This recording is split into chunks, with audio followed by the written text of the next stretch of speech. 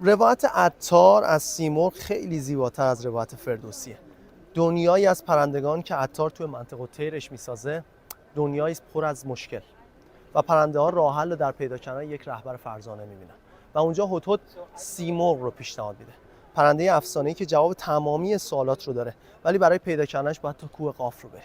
هزاران پرنده حرکت میکنن و بعد از گذشتن از 7 مرحله تنها سیمرغ به کوه قاف میرسن. و چیزی که پیدا میکنن سیمرغ نیست، آینه حقیقت. چیزی که امروز من روبروت نگه داشتم افغانستان و توش سیمرغ رو نمیبینی، خودت رو میبینی. خودت مشکل خودت رو حل کردی و تا اینجا رو اومدی. سیمرغ خودتی. بیاید مشکل دوم رو حل بکنیم. بیاید همدیگر رو انکار نکنیم.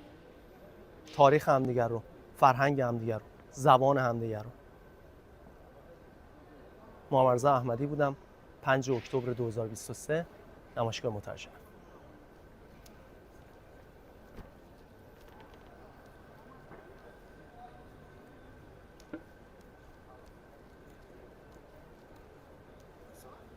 That's okay.